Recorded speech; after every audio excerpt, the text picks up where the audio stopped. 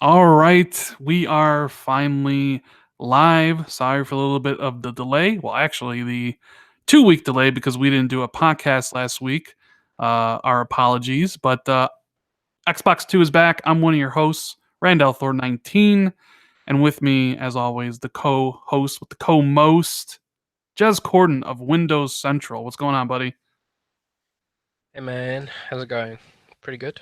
Playing some Pretty good. games. Playing games, having a lot of fun. Um, I've been driving around Britain in your neck of the woods over there. Is your Tell house me in the more, man. game? No, no. You, my town in England is like it was made in like a million years ago. So like the roads are really tiny and narrow and not good for racing, really. I would say Yeah. Um. crash a lot. So I mean, how you been, dude? I haven't actually talked to you in since I think last week. Yeah, not bad, man. Can't Not bad. complain. Just Same chilling, old work. Same old work. putting out Busy work. articles, getting them leaks. Have I leaked anything recently? No, I I don't don't know. I think so. mean, you did leak the Razer Xbox partnership for the keyboard and mouse thing. That turned out to be correct. Did you not? I did back in June. We that, and it was 100% accurate. Thank God. Thank Mighty Ryan in chat says 100 likes and Jez will review Forza Horizon 4. No. Yeah. Please no. Doesn't got chainsaws, so Jez isn't really interested in playing that game. Okay. Um, but yeah, it feels good to be back. I know a lot of people missed the show. We got a jam-packed one here because basically we missed 2 weeks, and a ton of stuff happened this week. Like a ton of stuff. So obviously, we're gonna cover the whole crossplay thing. As both me and Jez were shocked to see Sony, as they say on the internet, bend the knee. Is that what they say? Sony Bend bend the the knee? knee. Yeah, Really? Bend the knee? that's what people say. That's that's what the Iron Lords podcast say. Shout out to Cognito and the guys over there. That Sony bent the knee. Oh man, I don't know if I Sony call it that. I don't know if I call it that either, but hey. So definitely gonna delve into that. And Phil Spencer dropped some bombs. He went on Inside Xbox, announced a what would you call it? An Xbox fan event similar to PlayStation Experience, bringing it back. That's Yeah, pretty huge. pretty big. That's pretty huge. Keyboard and mouse support. We've had a couple game studios shut down, unfortunately, which Yeah. we'll talk about. I'll talk about Forza Horizon. What have you been playing, Jez? I mean, you've been playing something Yeah. interesting. I've sort of. Oh, sorry. I might have created a bit of an echo there. I have been winding down on my WoW addiction a bit because the end game's not that good. I don't know if you saw my review, but I gave it 6 out of 10. Like after all, when I was playing through it, I was really loving it. And World of Warcraft's endgame is a mess right now. It's almost as if they needed some kind of beta test to test it beforehand. Oh, they had one of those, and they ignored all the feedback. Okay, so there's that. Gotten over that stuff. Um, I've been playing a lot of Overwatch recently. Um, got back into that somehow. The new heroes are pretty fun, and also there's BlizzCon. I'm a Blizzard fan. I And can tell. yeah, with Blizzard, BlizzCon's coming up soon, so sort of riding that hype train at the moment. But I've also been playing a game I can't really talk about called Assassin's Creed Odyssey, which I am reviewing currently. Oh, Central. does it have chainsaws though? No, but it's plenty bloody. Plenty Plenty, bloody. plenty gory. Yeah. So you really can't talk about it, right? You're probably still under that tasty embargo. Yeah, I think so. Well, you don't want to Um, say anything and get us all in trouble. yeah, I don't. I better not. But Yeah. So that's what you've been playing. So I mean, we there's a whole bunch of topics to get to. If you guys have any things you want to add, obviously the chat's open. We'll read out some comments. If you want to get your thing read immediately, an answer, super chat's always available. hit the like button, subscribe, and let's get into it. So, really quickly, first things first, it's all about the games here. Me and Jez love playing video games. So Jez can't talk about Assassin's Creed Odyssey, and nobody wants to hear about World of Warcraft for the 100th time, right? So, have I'm you? trying to think what else I've been playing, but I haven't really. I've been, you know, Assassin's Creed games are huge, right? And Odyssey's no exception. So I've pretty much been all my free time has been spent in Assassin's Creed Odyssey. I haven't really been playing anything else. I mean, I'm just checking my games list now to try and remind myself. But no, I've just been playing Assassin's Creed Odyssey, um, and that's it, pretty much. That's And it. I can't even talk about it, which is annoying. But I suppose they won't be mad if I say that I'm enjoying it. Oh, okay. You know, that I mean that's good. Obviously, you want to enjoy the games. Um, so I played two games because we weren't here last week. I finished up Shadow of the Tomb Raider. I don't know. Did you get a chance to check that game out? Oh yeah, I did play Shadow of the Tomb Raider a bit, but again, uh, exactly the same thing happened. What happened with Rise of the Tomb Raider? I just got bored, man. Got bored. I just got bored. Laura not doing it for you? I don't know what it is. Laura. People give me crap for that. Yeah, Roby calls her Laura too. It's Lara. It's Lara. Must be a Is that U.S. thing. I don't know. maybe? But I don't know. I don't know what it is about the Tomb Raider games. I just sort of I just find them really boring. I hate the gunplay. The explorative bits are the most interesting parts of the game. I don't like exploration games either. So I don't know. I just think maybe they're just not for me. You know, it's a stunning game. It's beautiful. You know, but man, the combat's just not very good. Personally, Mm. what do you So think of it? I thought it was the weakest of the three games. Oh really? Personally, yeah, I think Rise of the Tomb Raider and Tomb Raider were better. Um, that's not to say like the game's horrible by any stretch of the imagination. I gave it an 8. You know, I really like the focus on the exploration aspect of this one, but Mm, it's paced so weirdly because there's hardly any combat in the game. And normally you say, well, that's a big plus, but like there are moments and where you go for hours without any sort of action, and like the problem was for me, I didn't find the storyline or any of the people you're talking to be interesting whatsoever. mm. So it was just one of those things where I was just like, I saw the potential because in the beginning of the game, you think they're going to delve into like Laura's psyche of like she causing these things, right? And then they don't really do anything with that. You know, they give you these great stealth mechanics, but then they don't let you use them. You know, like it's like Yeah, I know what you mean. It's it's just like they don't know what kind of game they want it to be. You know, they want it to be a shooter or a stealth game. If you want it to be a shooter or a stealth game, you gotta have good shooting mechanics, which the game ain't got. And you've got to have like more reasons to stealth, which, by the sounds of it, didn't have enough stealth stuff in it. So I don't know. I think they need to go back to the drawing board a bit with Tomb Raider, and this is the end of the trilogy, right? They're not going. There's not going to be a fourth. You know, I mean, yeah. one of the So Tomb Raiders. Camille Luddington, I think that's how you say her last name. She kind of hinted that she this was her last game. I mean, I guess they could always reboot the character, bring in a new voice actress or whatever. Mm. I wouldn't be surprised if it was the last one. I don't. I know those games sold well, but I don't know if they ever sold like, hey, like we need to keep on making these things. But I mean, I enjoy the games. I mean, I really enjoyed my time with it. I played it for 30 hours. Um, but I don't know. I felt it could have been better. You know.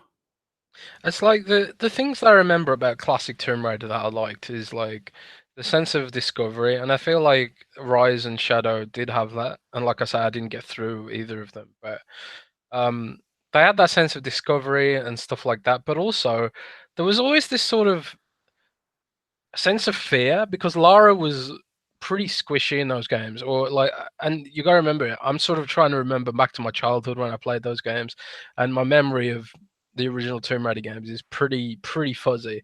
But I remember being afraid when I saw a wolf because it could kill you pretty easily if you know weren't jumping around and shooting it like that. And I never really felt vulnerable in Tomb Raider. It just felt like, oh, if I die, there's going to be a checkpoint 3 seconds back. You know, I, I feel like they were sort of trapped between figuring out how to modernize the franchise while not losing what makes Tomb Raider Tomb Raider. Hmm. So, and yeah, like Mighty Ryan just said in chat, Eidos Montreal needs to get back to making Deus Ex. I completely agree. I don't know why they were foisted off on Tomb Raider when Deus Ex is such an amazing franchise. And Because Tomb although, Raider sells and Deus Ex didn't. I mean, isn't that like kind yeah, of I the guess so. answer? Unfortunately, Yeah, I guess so. And Deus Ex Human Revolution sold, but well, Mankind Divided didn't. Mankind Divided didn't. And Mankind Divided sort of suffered from diffuse focus syndrome, where they had this sort of multiplayer pay to win aspect in it, just as an excuse to have microtransactions in it. But it was garbage, and clearly it took away from the general quality of the game. I don't know. I Yeah, never and finished Mankind Divided either, and I'm a huge Deus Ex fan, and I just didn't finish it for some reason. plus, I mean, they put Crystal Dynamics on Avengers. They smell that superhero money. You know, they see you see Spider-Man pulling 3.3 million sales in 3 days, like Sony's fastest selling exclusive since the last PlayStation exclusive, God of War. It's like, hey, Marvel's hot right now. I don't blame them for moving, Crystal Dynamics over to Avengers. Do you? No, of course not. But I didn't even know that that was what they were working on. I Yeah. was secretly hoping they were working on. I was secretly hoping they were working on a new Legacy of Kain game or something like that. I guess not. These things never happen well. It's like they're working on Avengers. This is why they moved Eidos Montreal to make this Tomb Raider game. But yeah, I mean, hopefully we get another one. I honestly didn't feel like I became the Tomb Raider in this one. This was the one you were supposed to become the Tomb Raider, but I didn't feel like I did. It just felt like another adventure. But moving on from Tomb Raider, I played Forza Horizon 4 and I put out a review, and How is it? Everyone it's seems to love it. it's I'm great. shocked about It this. is the best racing game of the generation. It's by far Microsoft's best exclusive, which is, I guess, two parts kind of I know where you're going with this. sad but cool, like kind of almost pathetic in a way, like that the best exclusive is a racing game. I don't know. You know what I mean? It's kind of What sad. is the racing game stigma? I don't know. And I love Forza Horizon 4. Like I gave it a 9.5. It's going to be in my top 5 games of the year for sure. Like I love the stuff, but even myself, I sit there and I'm like, it's just a racing game. I don't know. Maybe because it doesn't have a narrative. Maybe You don't because emotionally connect with yeah, a race. maybe well, some people emotionally connect to those cars. You know what I mean? Like, you know.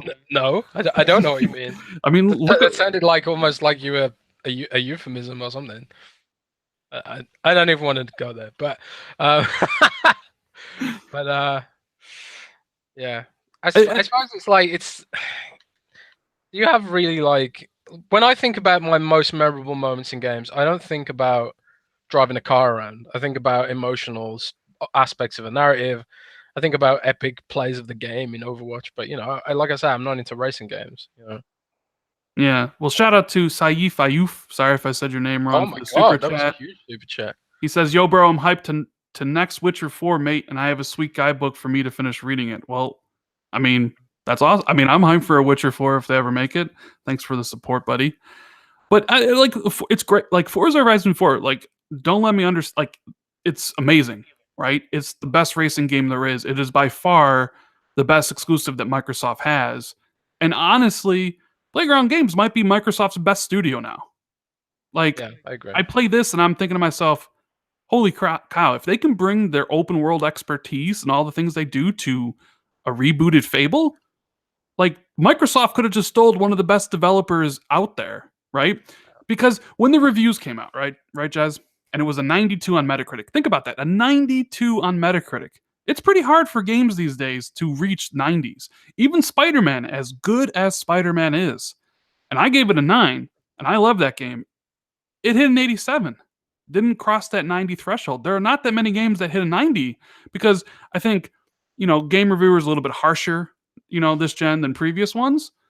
So, and people were like, oh, it's to be expected. Oh, it's Playground. It's to be expected. And I sit there and I think to myself, expected? Like, what other studios out there are just, oh, they got a 90 on their game, it's expected? I can think of two: Naughty Dog and Rockstar, right? If the Naughty Dog game gets a 90, oh, it's to be expected. Of course, they're the naughty gods, right? If a Rockstar game gets a 90, of course, it's Rockstar. And now people expect that of Playground Games and Forza Horizon. It's like, if it's not a 90, it's like a disappointment. So it's like, you're already talking about one of the better studios out there. Yeah, for sure. But yeah, I mean, it's Forza Horizon 3, but better. The weather stuff is really, really great, actually, because it makes me actually want to replay some of the races to see how it performs differently and how it looks. The online stuff, I could take it or leave it. Like the Forzathon events that they have, where large groups of people get together, the events you do are just the same every time. It's like you either do drifting, or you do jumping, or you do like speed traps. You know what I mean? Like, it's cool at first, but then after like the fifth or sixth, you're like, yeah, whatever. Like, and then you see people driving around, but they're ghosts because obviously you don't want to run into each other. So maybe it's a little bit different with actual like full server of like 72 people or whatever, but I wasn't that big, it wasn't that impressive to me. Like, I was really, really impressed by the weather and then how they changed the progression. Like, they literally give you stuff for free, Jez. Like, in an era of loot boxes and microtransactions, right?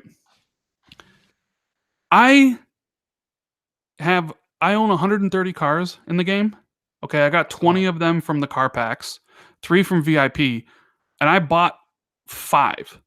So I bought 30 cars, which means I got 90 cars for free.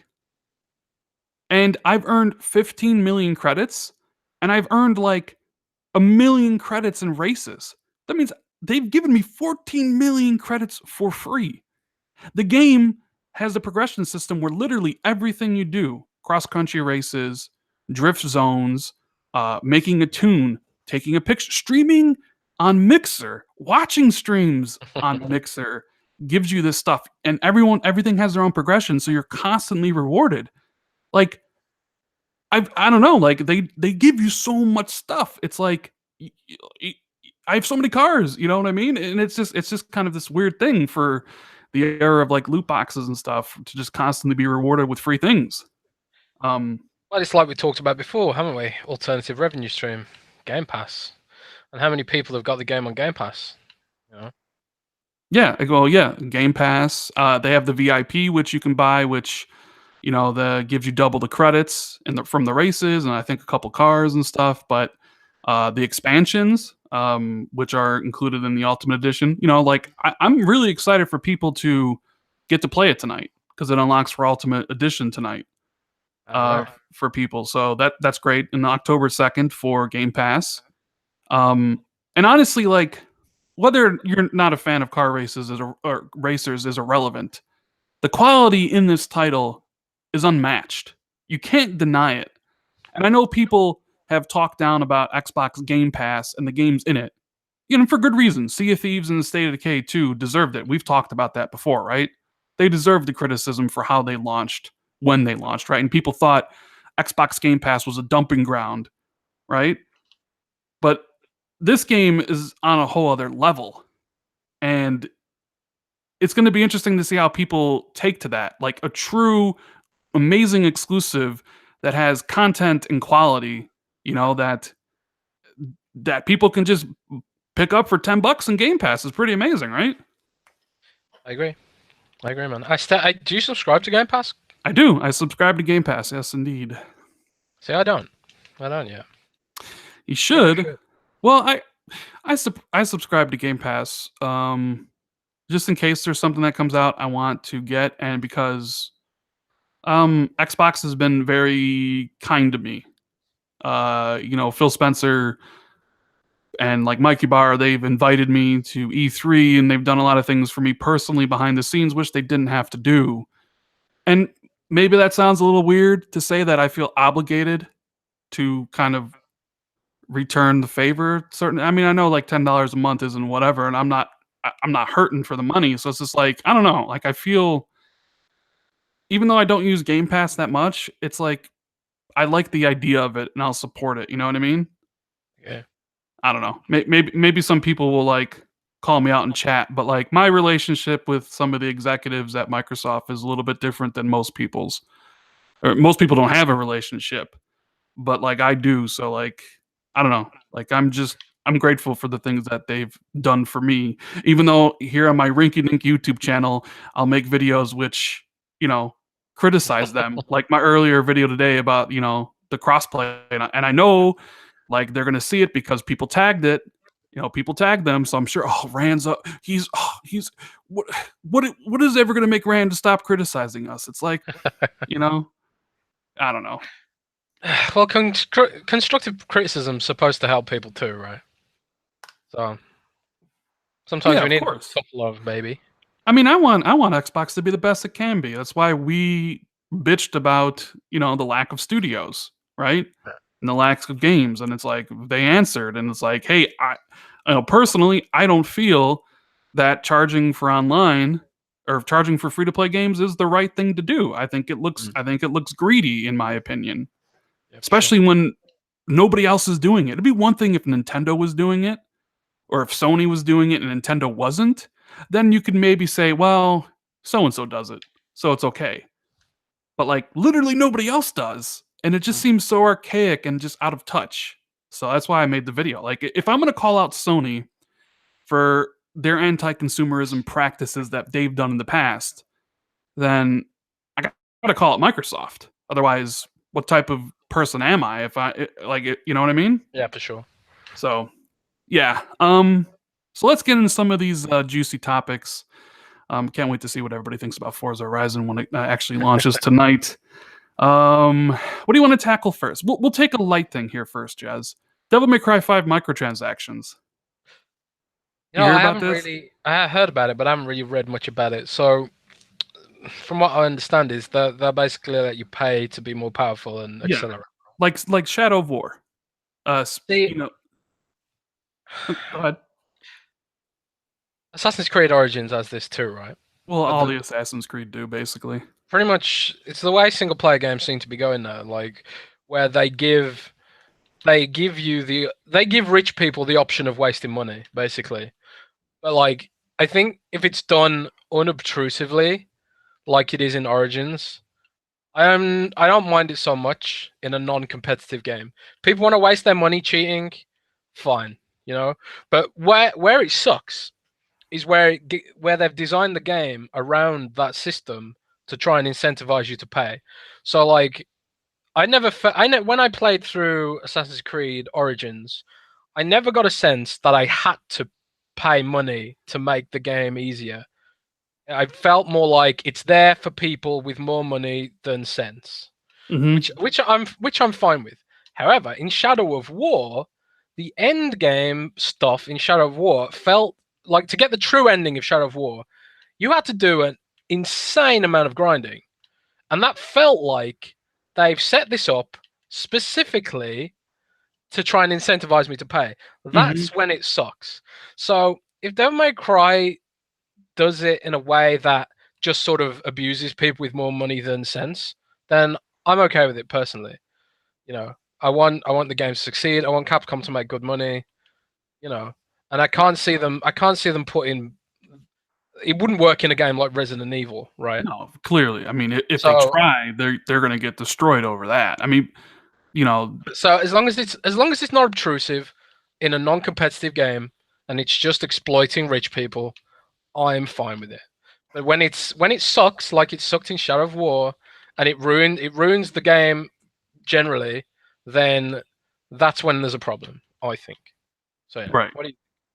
Um, like I don't know, like the fact this is invading single player stuff is weird enough, right? Um, but they use the guise of player choice. Like, oh, we know some people don't have a lot of time, so we made this for you. You just slide over 20. But the problem I have with that is like if it was truly about player choice, why not just make the abilities free for someone? Why not build Exactly. typical? That player choice thing is garbage. It's Yeah. such an excuse because back in the day when we were kids, those cheats were free. You know, Yes. playing Exactly. Grand Theft Auto with the cheat codes, just spawning a tank. You know, that was free to do. I didn't have to pay for it. Yeah. So we're, So that excuse is garbage. Admit that it's greedy. That's yeah. another thing. If you're gonna do it, admit that you're doing it because you want to exploit rich people, I'm and it's just fine. my concern is if they throttle progression. That's my one and only concern, right? If Same, they same. don't and everything's handed out liberally and everything's good, I don't have a problem with it. But I'm still like, I got to keep my eyes on them now because I think Devil May Cry 5 looks amazing. I can't wait for it to come out. Capcom's been on a roll and they do this. And it's like, man, you were doing so good. And it's like now I got to worry about, Devil May Cry 5 and it's just like the other thing is like the slippery slope aspect, right? Oh yeah, the slippery slope. I mean, Capcom's been down this road before, right? This road of cutting corners and stuff, and it really hurt their business. You know, they had a bunch of games that just felt like they were cut corners. They'd done it to, save money on stuff they shouldn't have bothered trying to save money on, and it resulted in a few years of just low quality games from Capcom. But now they've sort of pulled it back a bit, focused on quality instead of like trying to rip people off, and it started working. And people like it's it doesn't feel dirty to like Capcom anymore. Yeah. You know, Monster Hunter World was amazing. It's one of my favorite games of this year, if not my favorite game. Oh, it's your game of the year for sure. Yeah, and you got Red Dead Redemption's around the corner. I'm pretty excited for that. Yeah. Horse testicles, Horse testicles, man. It's all about them horse testicles. But not only that, but it's like you've got Resident Evil 2, which looks like it just looks stunning. Like the gore in that game, it just looks like a dream. Like if you're into that sort of thing. Yeah, well, the whole slippery slope thing is like, look where microtransactions started in like games like NBA 2K or like FIFA and Madden. Like when they were originally introduced, nobody really said much about it. Now they dominate the conversation. People complain about NBA 2K every single year because it's basically a free to play game or a free to play game that you pay $60 for that's just stacked with microtransactions. It's like disgusting, right? And the same thing happened to FIFA and Madden, but like nobody really spoke out. And I don't want this to like kind of invade and destroy some of these other games. And you know what I mean? Sure. So you got to be vigilant. You got to like say some stuff because you speak up and look at the backlash EA got for Battlefront 2 and the loot boxes. They removed that, and now it's like a marketing thing to say they don't have loot boxes. It's like we have no loot boxes. So it's just something to keep an eye on going forward. But moving on. Moving on, a little bit of sad news, a little bit of shocking news too. Telltale Games basically shut down. I thought they were doing incredibly well. Like it seemed like all their games were a success.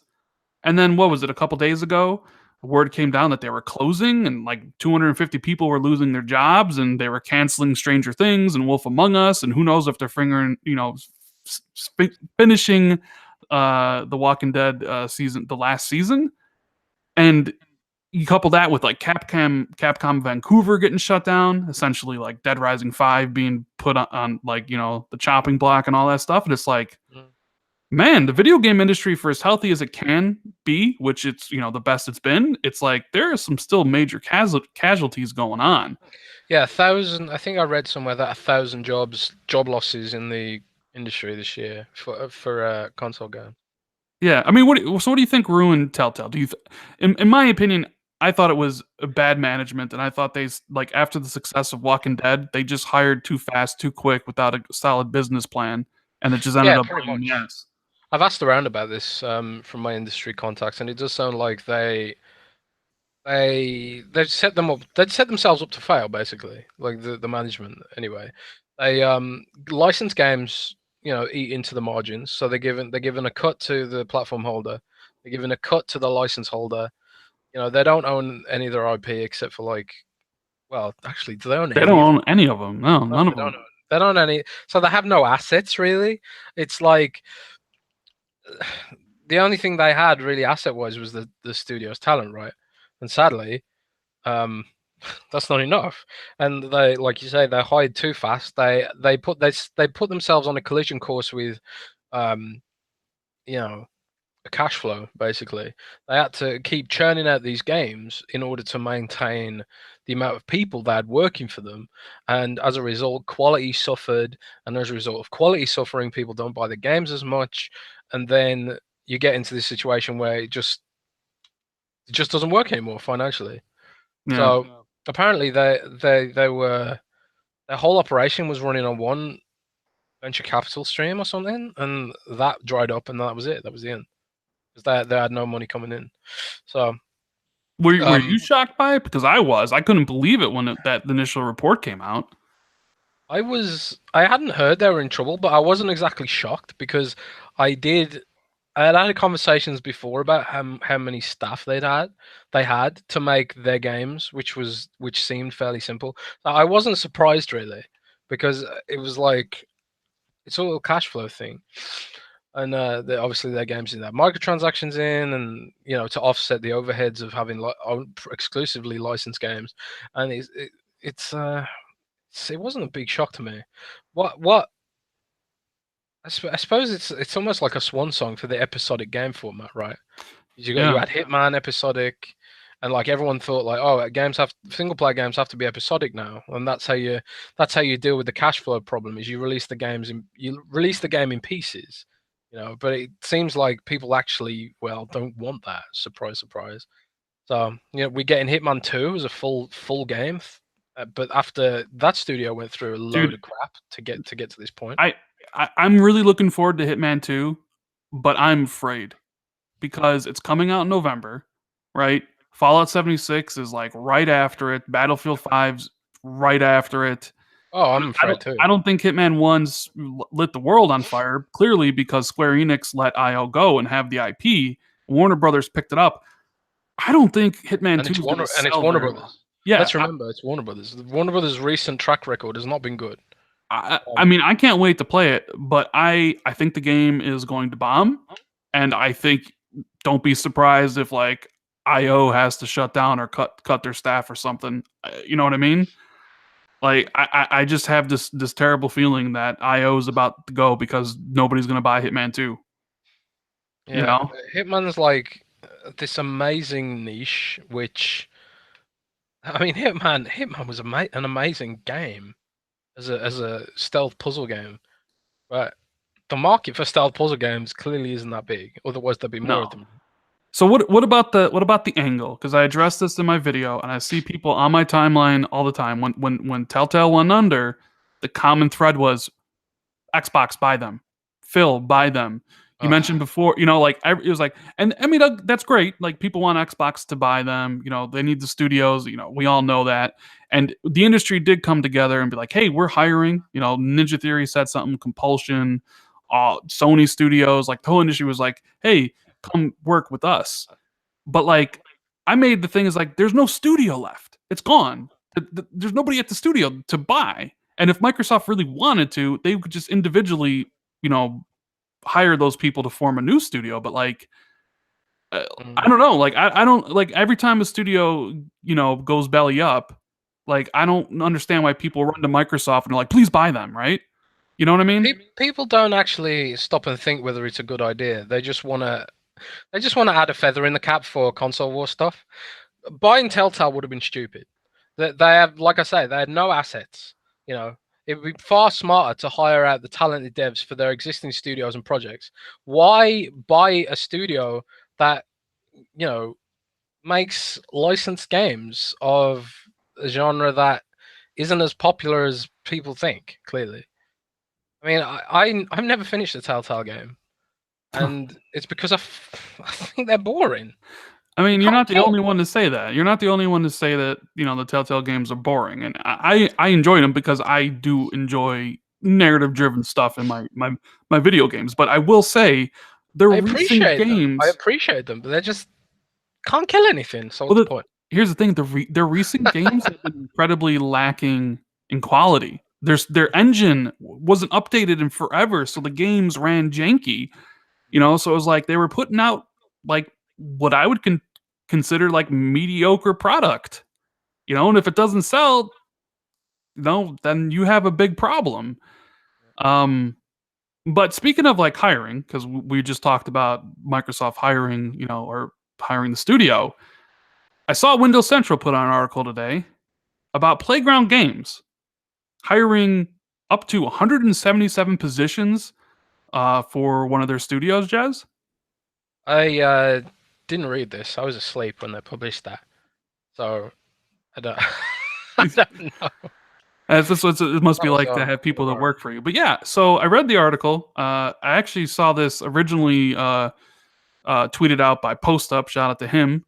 And yeah, it looks like on their LinkedIn they're hiring for 177 positions at like two different Okay. locations. Right now, this has led Not quite some to the end. speculate that they're actually hiring for 3 studios and not two, because you know how they said they were building the second studio. Mm. You confirmed the last time on the podcast that the game they're working on is indeed Fable. You Yeah. confirmed it for yourself. I've heard it from plenty of other people that it is indeed Fable. But now people are talking about a third studio, that they're making, a new IP in a third studio. How likely do you think that is, or do you think that is more just a support studio built to help the second studio while they're working on Fable? I'm inclined to think it's a support studio, but who knows? Um, it's hard to speculate. Clearly, the big problem with Microsoft right now is the games and the quality of games and the amount of games that are sort of putting the franchise, the brand Xbox on the map. So more games will probably be preferable, but then again, do you want to have, you know, more quality or more quantity? And I think, Quality. yeah, exactly. So maybe they start working on a big Fable that's a blockbuster Fable game and really takes the world by storm while maintaining the Forza franchise as well. Well, Which yeah. So my first thought was like, okay, they're hiring for Fable. Fable's about to enter full production, right? You hired these many people because like pre-production's done, you have all the concepts done and everything, and now you're hiring people because you need to crank this game out. That's kind of my first thought, was like they're going into full production probably what, next year maybe? Mm, Full production on Fable. How likely do you think that is? I think it sounds about right. So if they're going full production on Fable, let's just say 2019, what are you thinking, Jez? What are you thinking for a potential release date? Do you think they can get it done in 2 years like they do Forza Horizon? Or are we I thinking think it 3 years? could be a big Xbox One 2 launch title in 2021 maybe.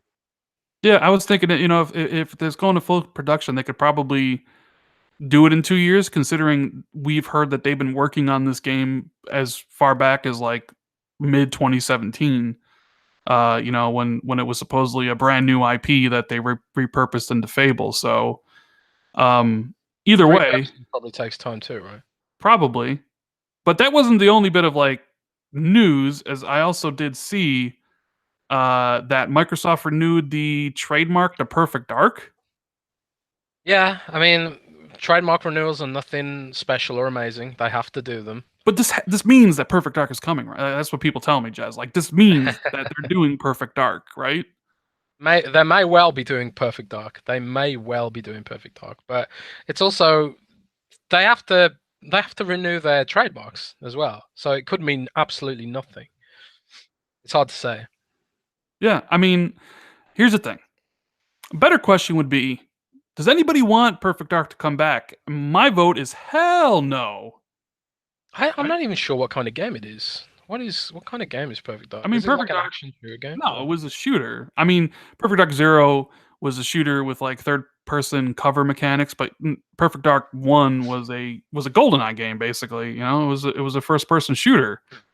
But like, who cares about Perfect Dark? I know it's like one of their IPs, and there might be some attached like love to it or whatever. But Someone just um, dropped you a super chat, by the way. I know I see that. I was gonna shout them out after this, but like I I just can't get excited for Perfect Dark. Maybe if the initiative's working on it and they pump out some like grand reimagining like they did like Daryl did for Tomb Raider when he was the head of that studio, now head of the initiative, and it's complete reimagining and it's all these cool things, then I could get excited. But just on the face value of it, it's like, no, I don't really care about Perfect Dark at all. So I don't know. And shout out for the Ravenflow for the super chat. He says, "You don't need assets to make a studio great. Just the vision. Look what PlayStation did with Naughty Dog. Microsoft has bought Rare for assets, and look at them." Well, I would say some people really love Sea of Thieves. I mean, you could argue that Telltale didn't have a great vision either. Otherwise, they would have made more money. And what are you buying exactly? You're buying a really bad engine that hasn't been updated in a million years, and nothing else. You're buying writing talent and a brand. The Telltale Games as a brand, which is associated heavily with games that clearly don't sell. So, what are you buying there? I don't get it. The best thing to do would be just hire those devs and put them on other projects, because clearly some of them are very, very talented, and they deserve to work for a company that won't sell them down the river. By the way, while we're on this topic, how scummy is it that they just let them all go without any word? Oh, no it's severance incredibly scummy. And then they say they're actually going to finish it with potential partners while not paying the people. Yeah, I'm glad that they got sued and there's that class action lawsuit. Like, incredibly scummy move by Telltale. Like, screw them, dude. Yeah, don't buy it. If they outsource the Walking Dead, don't buy it. Don't give the CEO money or let him get off scot-free. Not until they pay the severance that those employees deserve. It's incredibly scummy. And I've spoken to people in the industry who are incensed about the way those people have been treated. So yeah. Well, shout out to Showin W for the super chat. He says, "Rand, game can be rebooted to something new and fresh." I understand that, and that's why I said if Perfect Dark's rebooted in a way like Daryl Gallagher did with Tomb Raider, and I see the trailer, I might be excited for it then. But just on the surface of it, I'm like, I don't care about Perfect Dark. I couldn't care less if it came back. You know what I mean? I need to see something for that. I need to see. So let's delve into crossplay, shall we? Hell froze over, right? I mean, I guess. Yeah, a little bit. I didn't expect Sony to relent, at least maybe not until next gen or something. Yeah, I mean, but it feels like at the end of the gen, it's like, why bother? It's not gonna make a difference. But I guess at the same time, it's the end of the gen. It doesn't make much of a difference to them either. It doesn't make much of a difference either. It just, the way it was so weird, because just like a week ago, the Sony CEO was like, Fortnite's the best, PlayStation's the best place to play in Fortnite, or Fortnite's the best place to play on Play. You know what? I'm screwing up. But you get what I'm trying to say here. That PlayStation. Yeah, he was literally making statements defending it a week ago, and then now here we are. And then, which is why, like, I was trying to dig up the truth about what happened, right? And often sources they'll talk about some stuff, but for some reason nobody ever wants to talk about Sony. None of my sources ever want to talk about Sony. And I don't know what that is, why that is, but it is what it is. But I've seen speculation that Fortnite might have threatened something. I personally doubt that, because why would Fortnite pull out of making insane amount of money on PlayStation? But at the same time, I feel like it's only Fortnite that could have muscled this through. Minecraft itself couldn't muscle it through. And Minecraft has 75 million active players. Yeah, but their fan base isn't as loud about it. So I mean, obviously something happened behind the scenes, and it's something that was, obviously they just didn't wake up yesterday and were like, we're doing crossplay. Obviously it was in the works for a while, and they started it with Fortnite. So maybe Epic put pressure on them. I mean, Todd Howard also said, hey, we want crossplay. Sony's not helpful. And then they trolled Sony because Sony, like, we're doing crossplay, and then they were, Bethesda was like, yeah, we're not doing crossplay ever with Fallout 76. Like, yeah, okay. It's like I can't believe that they were like, they bitched at Sony about crossplay, and then they said, "Oh, by the way, we don't care about crossplay." What is that about? I don't. Yeah, I would love to know what happened behind the scenes, if Sony truly got bullied or if it was something they always planned on doing. But man, if like Todd Howard and Bethesda just pulled the ultimate like troll on Sony, then I don't know. And like you know, I'm I, I'm I'm happy this is happening. And Sony deserves some credit because I mean they didn't need to do this whatsoever. Like they're winning by a landslide, right? And they're doing this probably because they feel it's best for their business.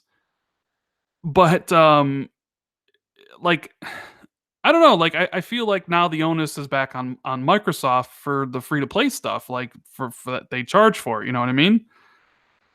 I don't know. Yes, maybe. Maybe. I think this crossplay stuff has more to do with the future than today. You think so? I mean, I guess it's very possible that, they're thinking long term with this, obviously. I mean, they've put themselves in a situation now where they said select titles will get crossplay. You'll get companies being like, oh, why can they have crossplay but we can't have crossplay? Like Blizzard could be like, why can't Overwatch have crossplay? And sometimes the queue times for Overwatch are pretty long on Xbox. Well, I say long, but they're like, instead of like instant, they're like maybe a minute or something. But the queue times for PUBG can be quite bad too, right? No, not really. The queue times on PUBG are pretty good. A lot of people play PUBG, and supposedly it's fixed on the Xbox One X. I haven't played it because I've been busy playing Spider-Man, Tomb Raider, and Forza. But everybody that plays it, my friends, they're like, "Yeah, it fixed. Like they fixed it. Like it Okay, fair enough. runs, it runs, it runs whatever good on the Xbox now, but or at least on the X. But Yeah, I but don't know, it's like it's you know, clearly there's something gone on behind the scenes there, and maybe one day we'll find out. But in the short term, I don't think we're going to find out exactly what pushed this through. yeah. Maybe Sony, I don't know. Like it's very interesting because this was something that was like, they downplayed last year. Jim Ryan was like, we got to watch out for the kids, right? Even though they'll do crossplay with PC and that's the wild wild west. Got to watch out for the kids, and then PlayStation was the best place to play Fortnite, and blah blah blah, and like suddenly out of the blue, with nobody was hinting at it, no journalist, nobody was hinting that Sony was going to do this. It just happened, right? And it's like, oh man, something. Actually, Don't Loot Gaming had an I exclusive about I this. did see that they said crossplay was going to happen, and PS Now adding downloads was going to happen, and then the last thing was says name changes was going to happen. I've heard name changes too. So Right, but this was like months ago. Like you would think with something this big, somebody maybe like a week ago would have been like, I hear something major happening with Sony and crossplay," but it literally just happened. And like now Microsoft really, you're not going to get any more tweets about from Mike Ibarra talking about how gamers want this now because Sony, as they say, on Iron Lord's podcast, bent the knee, to peer pressure or whatever you want to call it. Um, I'm just kind of curious to see how big is it literally just a thing for Fortnite and Fortnite only, or are we eventually going to be in a scenario 2 to 3 years ago where it's Call of Duty, it's Battlefield, it's Rocket League, it's like any game that wants, this can have it, right? Or is it just going to be a select couple games here and there? well, I have siblings who they only play on PS4. And there's games that I would play like Destiny that I don't really like that much, but I would play it with them because they're family and stuff. Yeah. So, but I'm not going to buy a PlayStation to do that. Well, I mean, So you wouldn't even buy a PlayStation for God of War. I mean, like, you're never gonna get a PlayStation at this point. I will one day. I'm gonna have to get you one for Christmas or something. Ship Please it over don't. to the I'd UK. feel I'd feel I'd feel terrible if you did that. Yeah. They're expensive, man. They're expensive. Yeah, shout out to the Ravenflow for the super chat. He says the crossplay issue is a cross progression issue that squarely involves Sony Switch crossplay owners. Xbox is not in the convo. Maybe. That's not true. I know that Xbox was in the conversation too. So So there you go. Just says that's not true. So Yeah, I Believe, mean, believe it or not, but I've got a pretty good track record at the moment. I believe you. Oh, thanks, buddy. I believe you. So what else we got here? Do you have any predictions about like what would be? Let's say let's take a prediction here. What's the second game to add crossplay after Fortnite? What if you had to take a Rocket guess? League, You think probably. Rocket League? Yeah. Rocket League. Rocket League's one that would benefit from a bigger pool of players. They already have crossplay on a few platforms, and I suppose the next place for Rocket is Rocket League already on mobile. I don't know. If it isn't, it Um. probably needs to be. Yeah. Now, there are those. Shout out to Mooch, uh, good buddy of mine, friend of the show, who made the claim that he thought that Sony did this purposefully to dampen the excitement around Forza Horizon 4. No, Nah.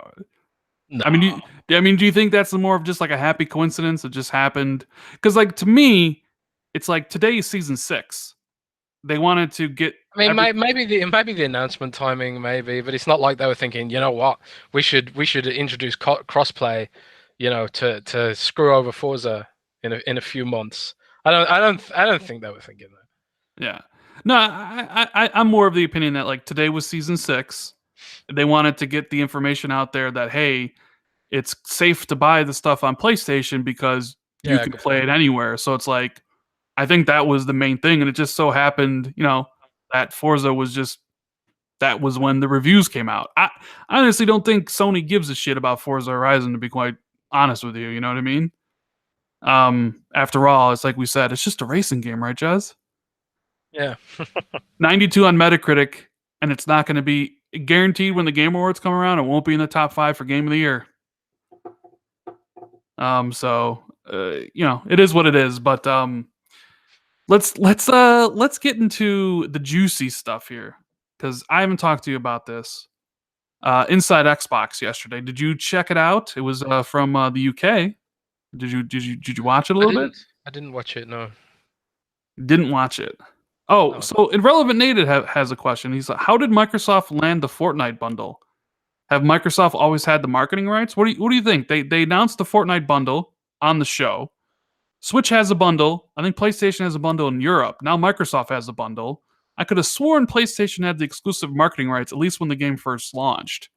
I think. Is I think Epic just likes money.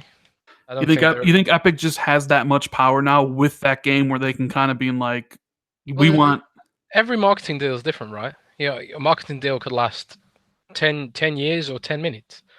Depends what the marketing deal was, and I don't think Sony ever had explicit marketing rights to Fortnite. you don't think so? Okay, They maybe it probably did. just did like a couple of bundles there and there. It's not like the Call of Duty thing. People think that every marketing deal is bespoke. Every single one is bespoke and unique to whatever they fancy at the time, and whatever power both platforms can go for and negotiate. Not every marketing deal means, oh, this company has the marketing deal, therefore everything is on this platform. It's not how it works. Every marketing deal is bespoke. So Okay, fair enough. Fair enough. It is. I do wonder how that bundle is going to sell in the holidays. I mean, Fortnite. If you listen to Matt Piscatella and the MPD guys, and I think Phil's even mentioned this in interviews. Like the industry is growing because of Fortnite. Like people are going out and buying consoles. They're buying headsets. They're buying controllers. They're buying subscription cards and money for Fortnite, so they can buy V Bucks. And I just kind of wonder, like, when holidays come around, when you have this bundle, presumably for probably super cheap, I can imagine once again we're going to be getting Xbox Ones and PlayStations for 100 for like 199, 189, 159 maybe. mm, Like those things are going to fly off the shelves, right? I guess so. I mean, kids like Fortnite. I was I was talking to my mate. My mate's got 3 kids, and he put his kid on the phone, and the first thing he asked me was, "Do you play Fortnite?" I was like, "No, I play Overwatch." And he's like, "Oh, Overwatch sucks." He didn't even know what it was. You know? It's it's the in thing, man. Somebody says that I'm mad at Sony has the Red Dead 2 bundle. What? Why would I? Why would I care who has the bundle for Red Dead Redemption 2? Hey, You know, bundles are serious business, man. well, it's not even a custom bundle. It's just a regular Pro. I mean, like normally Sony at least goes the extra mile and does a custom console, whereas Microsoft normally is the one who just like puts a sticker on the box and is like, "Here's the bundle." This was like the first one that I remembered in a long time where Sony had the exclusive marketing and they didn't do a bundle for it. Um, but like, I don't care like who has the marketing for it. Like, I'm gonna play Red Dead on my Xbox or whatever. And it's gonna sell more on PlayStation. That I don't care either. Like, I don't know, man. Like, it's pretty Why do weird. people think we invest in these companies? I don't care. You know, I like Xbox, but I don't care what their sales are and stuff like that. No, it's not important to me. We have Ravenflow says that I tend to show my bias at times. I can't hide it. Oh, come on. I, I It's don't know. true. I love Sony. I pretend not to, but deep down, I love them. I I can't don't get know. enough of Sony. Sean Layden, call I me just back, like please. games. Yeah, I the just like playing games are great, and Sony has the better games right now.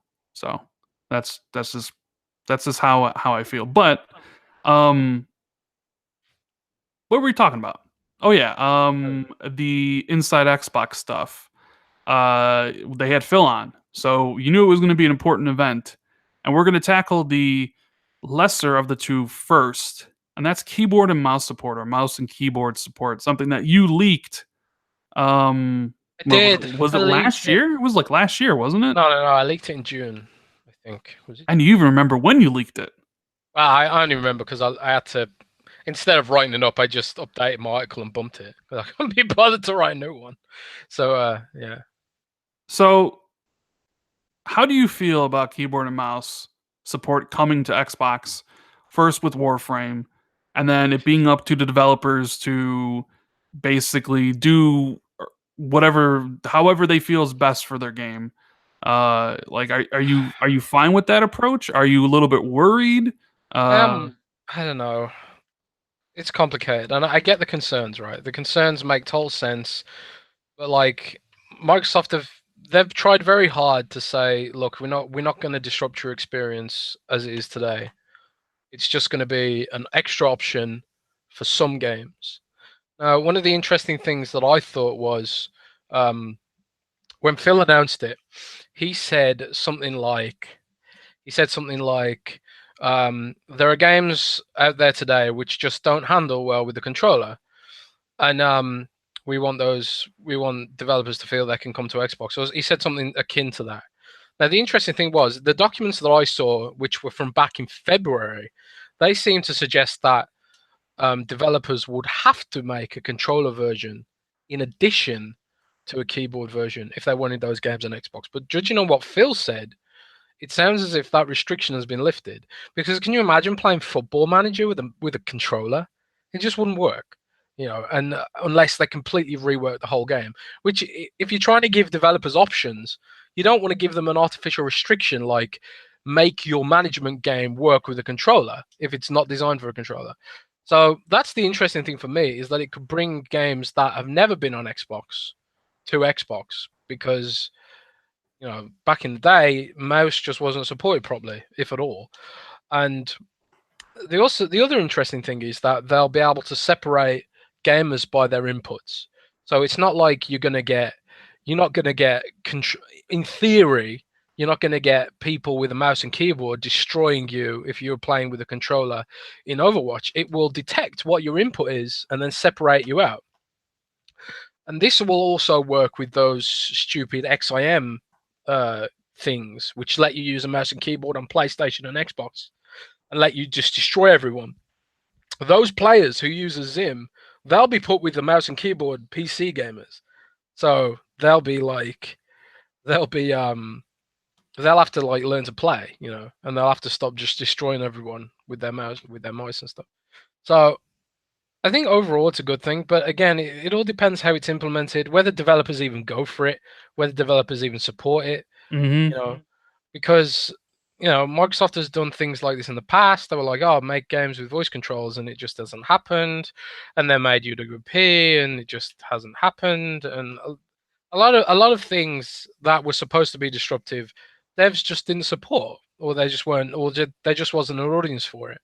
So it remains to be seen if it actually does anything significant. And also, there's the whole thing about if player pools are split up by their inputs, that means there'll be less players in the matchmaking stuff. So, Yeah, I don't know. I agree. Like, I don't look if you wanna have mouse and keyboard and controllers and intermingle in cooperative stuff. I'm fine. Mhm. Like, you know what I mean? Like Forza Horizon 4, you're playing co-op with your friend, he's on the PC, whatever, or you're playing Halo Infinite or Warframe. I'm cool with that. Like I don't care. But like the thing is I don't want to be put in a competitive situation and I'm on the controller and I'm playing against guys who have a unfair advantage over me. It's one thing like, and I know people can use the Zim now and basically have that. They're working the system, and I just don't want to like you said. I don't know if like who's gonna support it, if anybody's really gonna support it. I can't really see like Call of Duty doing it or PUBG and then it's like with games like you said like already have small populations, it'll make it even smaller. I mean, look what they Well, did that's with Gear. where crossplay helps, though, isn't it? Well, yeah, but look what they did with Gears of War 4. Like originally Gears of War 4, everything was going to be separate, but then like slowly and slowly as time went on, they started incorporating PC into the playlist because nobody plays Gears of War on the PC. So an effort to There's like a shared. It's still a playlist, though, right? There's a shared playlist. You don't have to play against PC players. true, I mean, I think there is a playlist that doesn't have it, but like they kind of went back on what they said they were going to do and they kept on like adding PC into the playlist just because nobody plays it on PC. So it was like, and the same like Sea of Thieves. Like I hear people complain all the time about the cheaters on PC. Like, why isn't there an option? Why didn't Rare make an option to separate PC players, or at least give Xbox players the option to not play with PC players in Sea of Thieves? So Yeah. we already have, some examples of how developers who do Xbox games run their games, and I'm not sure I'm a fan of it. Like, because even though Sea of Thieves is a cooperative experience, it has PvP, and if you run into a bunch of griefers, that's going to ruin your experience. Yeah. So I don't know. Like, they need to be extremely, extremely careful about this.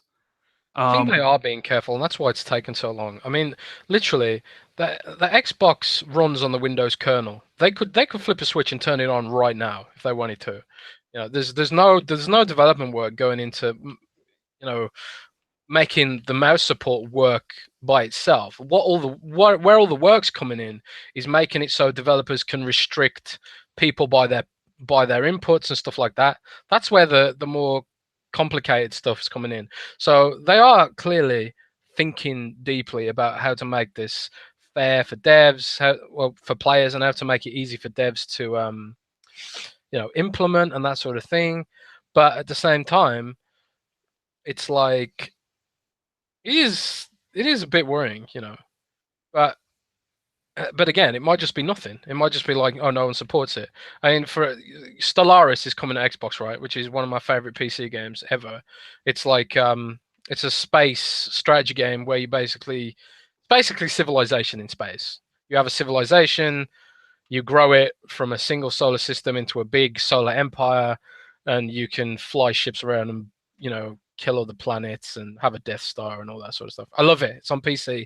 It it's coming to Xbox with controller support, but I can't help but feel like it's gonna suck with a controller. I don't know for sure because they did a pretty good job with City Skylines, but Stellaris is so complicated. I can't see I can't see it being fun without having full control over a mouse and the menus and being able to click things more accurately. So for games like Stellaris, it's going to be a boon. But it's going to muddy the waters when it comes to shooters, and I think that's where the main anxiety is coming from. But at the same time, I feel like Microsoft has to do this you feel like they because like half have to, like it's something they need to do. I think if they want to bridge the gap between Xbox and PC, and bring the tens of millions of gamers to PC and Xbox together, they have to start thinking about this stuff. And because the console industry isn't growing as fast as a mobile industry.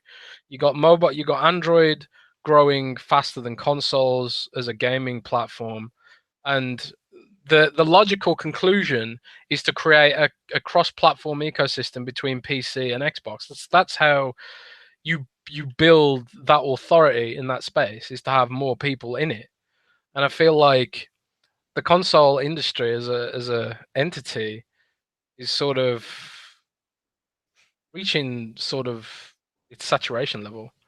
It's mobile. It's mobile screwing all this up. The power of Android and stuff like that. I know. Like, we associate Android with pay to win crap, right? But Yeah. all developers think about is all that cash, all that money, all those gamers with wallets. Free to play is dominating right now. And if you want to preserve the art games like God of War, you kind of need to grow the platform, and creating a cross platform ecosystem is one way of doing that. That's why Sony's exploring game streaming, and that's the reason why they put game streaming on PC in the first place.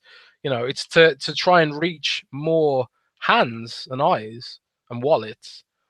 So I don't know. I feel like they have to do it, and I bet Sony sort of follows suit too. You think I bet, Sony's going to allow keyboard and mouse too at some point? yeah, I think so. Hmm. I mean, maybe down the road. I can't see them doing it anytime soon. I think so. Maybe not soon, but I think they'll follow Xbox on this. I mean, in fact, Sony already has mouse support on PlayStation, actually, for Final Fantasy 14 Realm Reborn. So it's not like Sony's a stranger to this either. But if like, say for example, PUBG gets a mouse support playlist and it's huge on Xbox. Right. I think Sony wouldn't follow suit. Of course they would. Maybe. Yeah. Okay. You bring up a good point there. But I think the other announcement is the bigger one. Well, maybe not. Maybe the keyboard and mouse thing is the big thing, and I'm just more blinded by what this other announcement could potentially mean. So Phil also announced that they're bringing back XO, which was an event they did strictly Xbox back in the day, right? And we had heard rumors that they were doing a new event, right? Because we talked about it. Yeah, we heard rumors. And I wasn't sure, but I thought people were just confusing the Surface event, but clearly, who knew? Tim Dog. Tim Dog knew. Tim Dog had been saying that for months. And the thing is, hashtag Tim Dog's always right, dude. Like, I know people think he doesn't know what he's talking about, but Tim Dog has connections. I don't doubt what Tim Dog says about certain things. You know what I mean? But so EXO was an event they did. I remember back in 2006, they announced the BioShock exclusivity, right? And that game ended up being like my favorite game of last gen.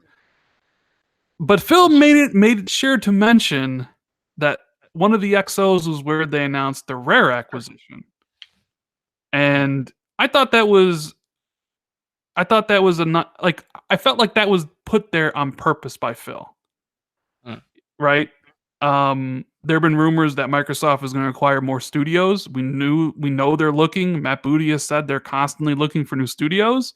And the first thing you say when you announce a new Xbox event for the end of the year is also mentioned the last time you bought one of the studios. I don't know. I'm almost certain. I don't have any inside information on this, but I'm almost certain they announce a new studio acquisition on November 10th when they do this show in Mexico City. Yeah, I'd say so. Maybe even multiple studios. You think so? You think multiple studios? Yeah, I think multiple studios. I would bet that there's more than one. Yeah, up to 3. That's just a complete guess, by the way, for people who think that. I mean, there are the rumors of Obsidian. There's the rumors of Playful, who did Super Lucky Style. I'm not really sure. I would kind of look at that like I did Compulsion Games. Like, I just like Compulsion. Like, I don't get it.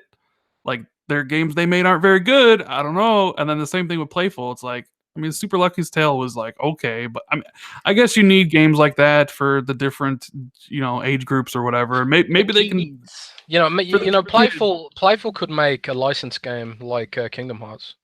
The problem with Super Lucky's Tale wasn't the game itself, although it wasn't amazing. It was the fact no one knew who Lucky was, Yeah. But put them on a known franchise, beloved characters, which is something that Microsoft completely misunderstands the idea of having beloved characters, because they were surprised people missed the Master Chief in Halo 5. They were surprised.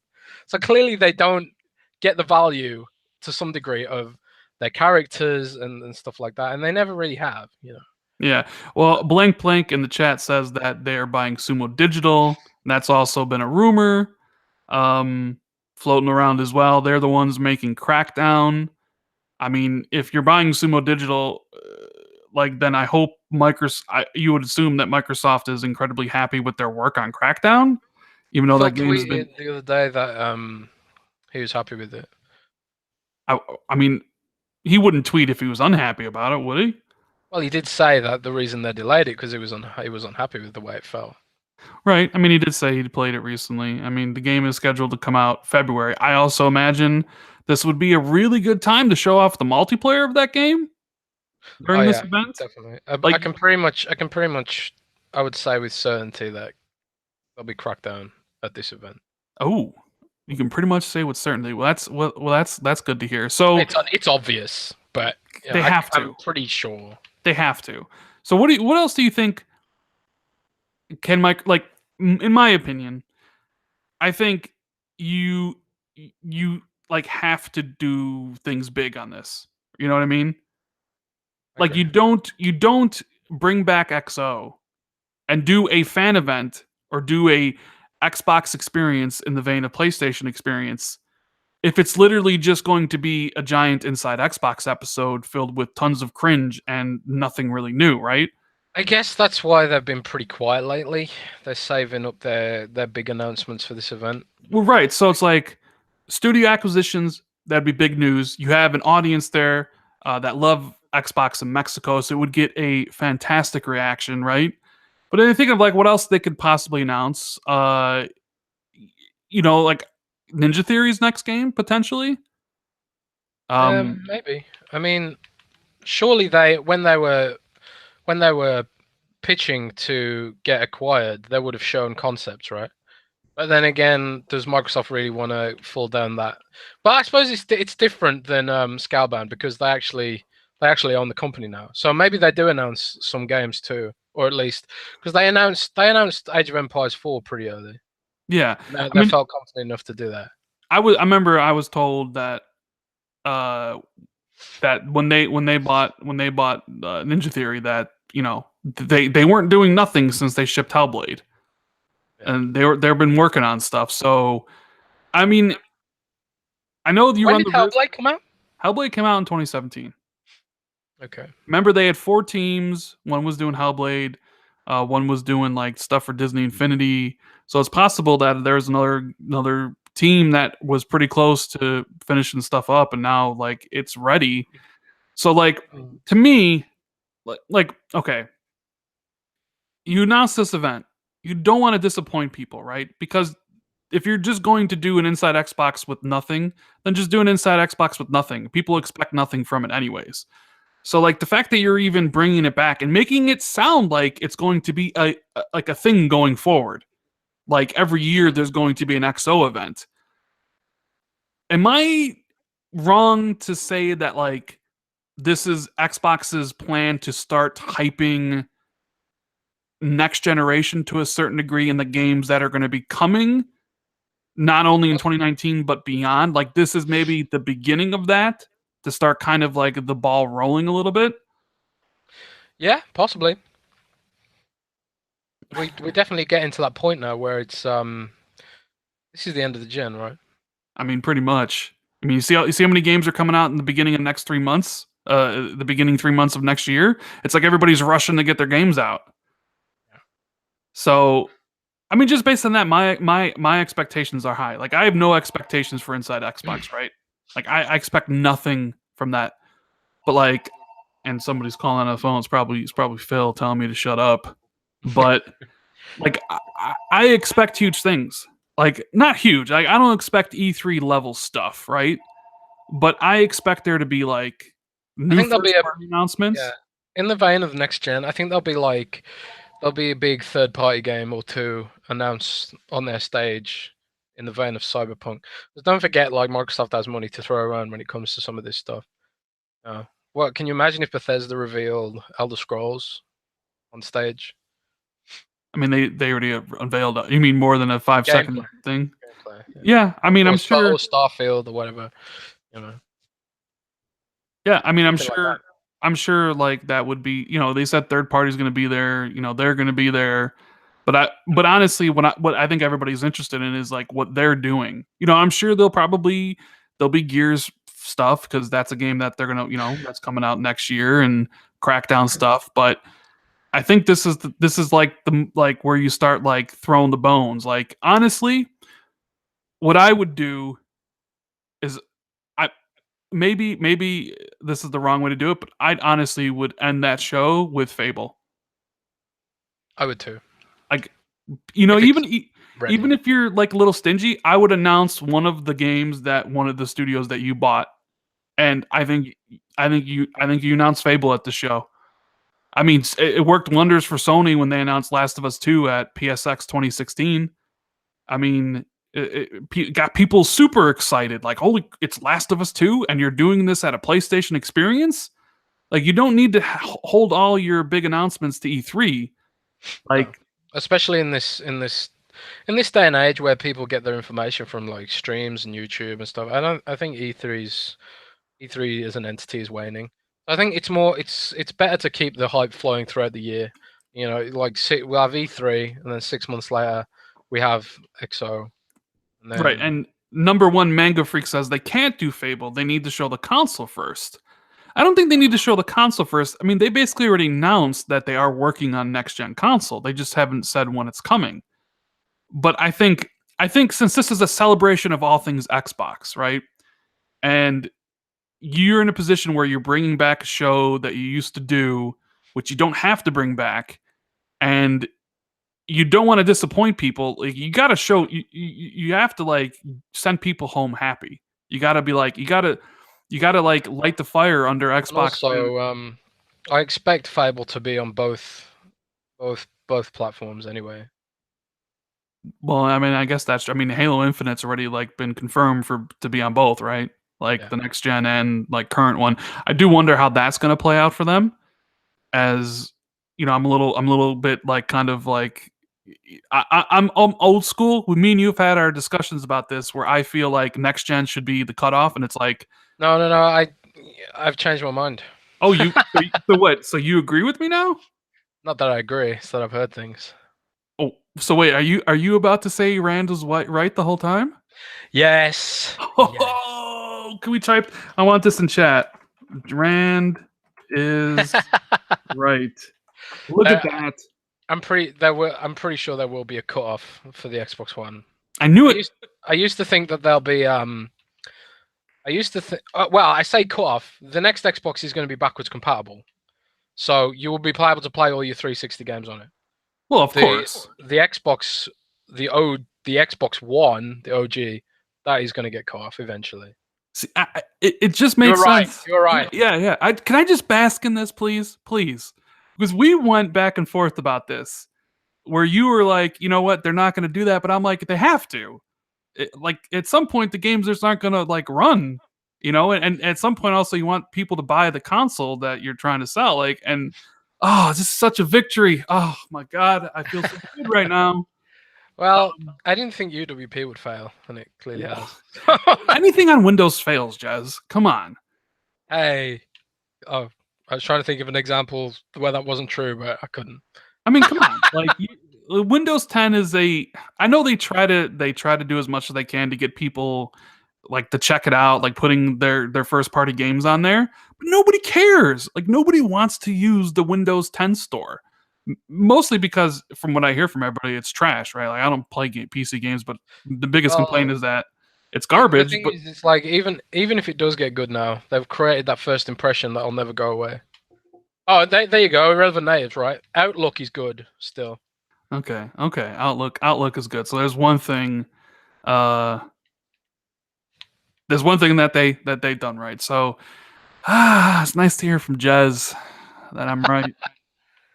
I mean, because most of the time you're right, but then again, like you have all these like documents and stuff where like well, I should also say that sometimes I know things too, and I pass it off like predictions. But um, yeah, well, I'm happy because I want the games made for the console. Like I want, you know what I mean?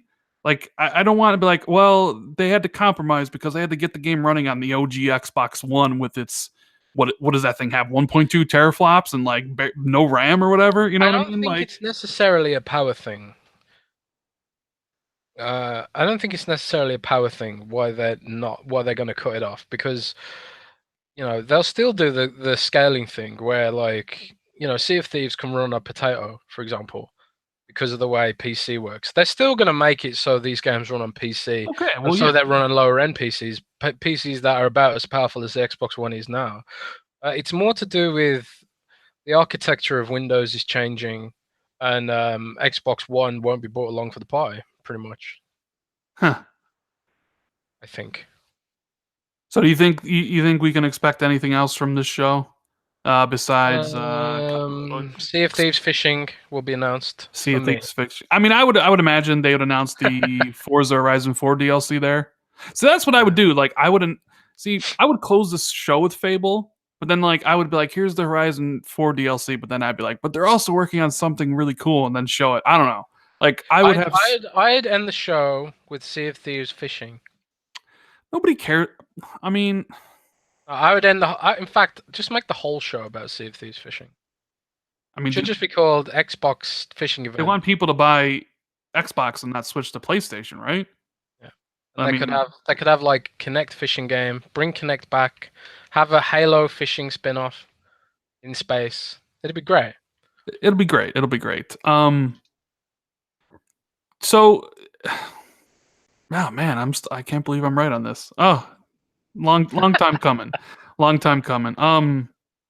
Shout out to Kid Smooth. He put out a video yesterday that he said he thinks that Playground Games isn't working on Fable, and that They are. okay, so you said they are, and you confirm for yourself, right? Last time I heard though. So like, unless something's changed in the last 2 weeks, they're working on Fable. Sorry, kid. Like, good video, and but Jazz's man says it ain't happening. I mean, it's plans can change, but as of right now, as of right this second, they're working on Fable. So. Okay. Now, is Xbox ever going to do an OG Xbox Mini? No. No. You just straight up no, they're never going to do one? Not even for the collectors and nostalgia freaks out there? They're never going to do an OG Xbox Mini? Well, I don't know. I mean, what was the install base of the OG Xbox? Not huge. 25 million? I believe 26 million, right around there. I suppose they could do it. Maybe slap the Master Chief Collection on it or something. I feel like if Microsoft did that, they'd do something that goes beyond somehow. Like maybe make it so it can work with Xbox game streaming, so it's not just like this nostalgia box that you buy for Christmas and then put in a drawer and never use again. Which I suspect is going to happen a lot to all those SNES minis that people thought were great. Kid Smooth's rolling his eyes at us in chat. By the way, he didn't like you just shooting down his video like that, Jazz. It's wrong. Sorry. Poor Jazz, or poor Kid Smooth. So I mean, I take it you saw the PlayStation Mini announcement. Yes, I thought that was cool, but the games on it so far aren't good. So so it'd be something that you'd be interested in buying for $100? Well, this is the thing. My OG PlayStation still works, so it's kind of like, why would I buy it? I got my PlayStation 1. I've still got all the games. They all still work. But like I say, like with the SNES Mini. I bought a couple of SNES Minis, and I didn't buy them for myself. I bought them as gifts. So I'll probably buy some PlayStation 1s as gifts. But if I want to play PlayStation 1, I'll just pull my PlayStation 1 out of the closet. But a lot of those OG PlayStation games are on PC now, like Final Fantasy 7. A lot of them are on Android even. You know? And what PlayStation 1 games would you want to play? None of them. None of them? I mean, I don't play any. I don't even play a 360. Like, I don't care about old games. You know what I mean? Like, yeah, okay, Okay, sure. what games should they put on it then? Oh, PlayStation 1. I mean, Final Fantasy 7, Final Fantasy 8, Final Fantasy 9. Um, what else should I put on there?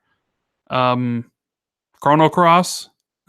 I'm just naming RPGs that I loved on the PlayStation 1. Metal Gear Solid 1 was a PlayStation 1 game, right? Yes. Put that on there. That needs to be on there. Well, considering Konami announced an exclusive Castlevania remaster for PlayStation 4, I can see that being on the cards. PlayStation 1, Metal Gear Solid 1 is one of the only.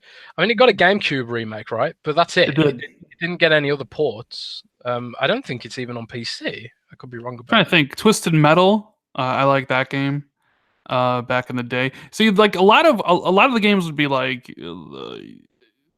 third party stuff because Sony really didn't have a great third party studio or great first party studio. Yeah, the T-Rex thing. Yeah, the T-Rex demo should be on there. Dino Crisis should be on there. Resident Evil 1 and 2. Amnesia should be on there. Or was that a PS2 game? I think that might have been. Nightmare Creatures should be on there. Silent Hill should be on there, the first one. Oh yeah. Dude, I remember I played that, and that game scared the bejesus out of me, dude. You know, Silent Hill 1, for some reason, Silent Hill 1 didn't bother me that much, but Silent Hill 2 and 3 absolutely destroyed me. Yosemite Blam says Medieval. Yes. Oh yes, Medieval. Put Medieval on there. I mean, you ever played Pandemonium? Pandemonium? No, doesn't sound familiar. No. Bloody Roar? Oh man, best fighting game ever made. Resident Evil 2. There you go. That's my favorite Resident Evil game. That's one I would put on there. God, like the PS1. Like that was a great machine. I mean, I that was when I was into RPGs. Like I was really into RPGs at that point. And Legend of Dragoon. Who in chat remembers Legend of Dragoon? Me. I played that. I want Sony to bring that back now. Legend of Dragoon had like QuickTime events. Dude, Legend of Dragoon was awesome, man. I think I beat that game 3 times. Didn't you? I completed it twice, I think. Also, all the Final Fantasies, obviously, but we're getting those on Xbox now. Thank God. Bushido Blade, Command and Conquer, Legend of Dragoon. There's so many classics on that system, man. The PlayStation 1 was amazing. Yeah, the PlayStation 2 is amazing. Like, if I was ranking my systems, my favorite systems, it's 360, PS2, PS1 as like my favorite. And 360 mainly because like I played so many games and there's so many great games on that from that gen. But yeah, the PS2, I would have that would be second. But yeah, PlayStation would be. I think honestly, PlayStation 1 might be my favorite console of all time. Yeah, let us know in chat which console would be your favorite of all time. It would be kind of interesting. Parasite Eve, yeah. There was that what game? Maybe this was a place. Was it Shadow Remnant? Maybe I'm saying it wrong. It was like an RPG. Shadow Hearts? No, I think Hearts was a PS2 game. Was it a PS2 game? Okay. Shadow Hearts was. I don't know about Shadow Remnant. Shadow Hearts. Maybe that's the one I'm thinking of. Shadow Hearts was like a dark, it was like a Silent Hill-esque JRPG. I think that's the one I played because there was a sequel to it. I just can't remember if it was on PS2 or PS1. There was 3 Shadow Hearts games, I think. And they're on PS2. Yeah, you're probably right there. I remember. I still own them, I think. My brother was a big fan. Like the combat system had like a spinning wheel. You had to like press at the right time. Oh man, just reminiscing about the old days. Some great games on those PlayStation. Street Fighter, man. Broken PlayStation controllers because of Street Fighter. You know, and like that PlayStation Mini announcement, like I didn't really think any of the games were like outside of Final Fantasy VII. It's like, man, I hope they have some better games than those. You know, Yeah, plus, I didn't think the games were that great. yeah, plus, I'm hoping they're just working out the details. But it's like I saw there was a thread about it. Actually, no, it wasn't about the PlayStation. It was about Final Fantasy VIII and how that they didn't have the original source code anymore, and that's why it's not coming out. oh yeah, I did see that because they just announced all the Final Fantasy. Remember, we were doing the podcast when they announced that, right? Yeah. So what if they don't have the original source code for Metal Gear Solid, and that's why it's just never been? It was remastered for GameCube.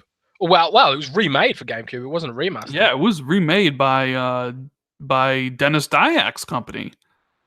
They did Eternal Darkness. They also did Two Human for the 360. If you guys remember, who remembers Two Human on the 360 and want that to come back? Didn't like it. I know. I know somebody who actually played Two Human 2, by the way. That never came out, right? I know, yeah, but this person's played it. Was it failed? So, Silicon Knights. There you go. That is the name. Silicon Knights, the name of the studio that did Metal Gear Twin Snakes. They did Eternal Darkness, which was amazing. They did two. I hate, in Twin Snakes, I hate that they changed Grey Fox's voice. Why would they do that? I don't know. Maybe we can get the voice actress again. I don't know. I mean, that might be sad. They changed Snake's voice for Metal Gear Solid 5. There's a Metal Gear Solid 5? I've never heard of this game. Yeah. It's like the highest rated game of this gen, by the way. It's like a 95 on Metacritic. Ridiculous. Right? Ridiculous. That is a masterclass in reviewer management. The fact that that's the highest rated game of all time. On this gen. It does not deserve it. I'm sorry. It doesn't deserve it. I gave it a 7. I didn't really play much of it, but like I think people were just like they just wanted to give Kojima a good score for all the stuff he had put up with Konami. You know? Like the fact that like that's like that game's rated higher than God of War. God of War is like the best game of the generation, hands down. Nothing even comes close. And it's like, nope, Metal Gear right there. Because like I think the highest one is Grand Theft Auto 5, but that's a 360 PS3 game, so that doesn't count. You know what I mean? I'm trying to even think like Journeys. Like a lot of them are just games from last gen. Well, I guess. Oh yeah. Well, Nintendo. Like I don't know. Nintendo shits out a Zelda and it gets 98s from everybody in the press. You know. Like nobody, same thing with like Mario. Oh, here's Mario Odyssey, 99, perfect. Nintendo games are amazing. There's no flaws, even though there's flaws that everybody can see. But here's the thing: like I always forget about Nintendo when I think about these things. Like I strictly think of like Xbox, PlayStation, and third party. Like Nintendo doesn't even come into the equation for me at all. That's how much I don't give a f about Nintendo. What about Smash Bros, man? Oh, Smash Brothers is trash. Whoa. And I probably got a whole bunch of statement. I probably got you know what? Hit the like button if you agree with me about Smash Brothers being trash. I'm gonna dislike your video. No, you better not dislike this video. You better. Damn right, I'm gonna dislike this everybody video. In chat right now. Trash? You got 340 people watching. I want 340 likes on this video right now. Objectively, Smash Brothers is not trash. It's called it Trash Bros. Dude, have you seen what's going on with Nintendo fans this week? No. Oh, the Bowser thing. The Bowsette thing. Have you not seen that? I opened Reddit and my feed was spammed up with this Bowsette thing. And I was like, what is this? Like for those who don't know, there's this meme about someone did like a girl version of Bowser and everyone loves it and wants to make babies with female Bowser. Oh. Has Nintendo acknowledged it? I don't think Nintendo's IP is getting abused quite a bit recently because didn't Stormy Daniels say that Trump's don't say it. Yeah, we don't need I don't want to get demonetized. Yeah, let's not go there. But dude, like it's funny because like YouPorn and like the porn sites, they posted like the traffic searches of Bowsette from like one day to the next, and it's like ludicrous, man. Like, woo, Rule 34 really does exist for literally everything. But But it's man, not just it's not just Bowser now. Um I've seen like a shy girl, and I've seen the Boo Ghost as a Boozette. booze that. Boozette. Shout out to So, Masturbator for the super chat. He says, "Never liked the video so fast, Rand. Thanks, man. Smash is trash. Hashtag Smash is trash." but what else, man? The girls have been cosplaying as Bowsette, I know. like I saw already. Jessica Already, Negri post like her thing for it today, dude. Oh my lord. it's crazy, man. Oh wow. I mean, I guess that's just like gamers, man, gamers. And on the other end of the spectrum, did you see Total War Rome 2 getting review bombed on Steam? Yes, yes, I did. And what did they do to deserve to get review bombed, Jez? What sacrilege did they commit? Apparently, there's like a small percentage chance that you can get a female general when you're playing as a Roman or something. So People they said it was historically inaccurate. once And, again with the historically inaccurate stuff, huh? but apparently, nothing has changed, and it was just some kind of. I mean, I obviously don't know the full details about this, but apparently, nothing. CA released. It's CA, right? Creative Assembly. They Very released. similar, yeah. They released a statement saying that nothing had changed, and that it was just some post that went viral that said they'd up the spawn rate of female generals by 50% or something. But really, they hadn't. And someone data mined the game and posted that no, seriously, they hadn't. But it was just like this, outrage thing. Everyone likes being mad these days. Well, that's the thing. Like, it's become like an outrage culture. Everybody's always upset about something, and even I don't know. People said like I was being outraged with my video. I thought my video I made today about the whole free to play thing was very even keel. I didn't yell. It was just like one person's opinion, just stated plainly. Like I'm not gonna go hunt down like Xbox executives or whatever and be like, you need to do this or else, or I'm like I don't know what it is, man, but people love to get outraged about one thing and the next. They like move on from like different outrages. Dude, it's exhausting. Like, it's really exhausting. Like it's addictive though too. I think like people get mad at something, they're not just getting mad at something, they're expressing their which tribe they belong to. It's like I'm part of this tribe that says this about this thing. I'm part of this political tribe and stuff. It's exhausting, man. I just don't care. I like to treat people as individuals. I wish we had more individualism. People could just, be different. Like for example, I don't want to get too deep into this, but it's like if some things like they go hand in hand. It's like if you believe this thing, you have to also believe this thing. And it's like, but no. And like yesterday, I think it was yesterday or the day before, someone said, because I tweeted that I was mad that someone with a Zim keyboard thing destroyed me in Overwatch, right? And I was salty about it. As there was this dude with 40 gamer score, literally 40 gamer score, blatantly using a Zim keyboard and mouse to snipe in Overwatch, and he was destroying everyone, man. He was destroying everyone, and it made me salty. So I tweeted something like, "Man, I wish Microsoft would block these stupid mouse and keyboards." And then someone was like, "Oh, but Jez, don't you support keyboard and mouse on Xbox?" And I was like, "Yeah. What's that got to do with anything?" And they were like, and he was like, "Well, you can't support this if you support that." And I was like, "Well, no, because the keyboard and mouse, they're gonna pull players in. They're gonna pull players separately, And I couldn't put across the point that my whole reasoning behind that was the destruction of competitive play, you know. So I don't know. People are all or nothing, but every now and then there are grey areas. There's nuance to consider. You know, you can. I don't know. I just humanity depressed with me. Mm.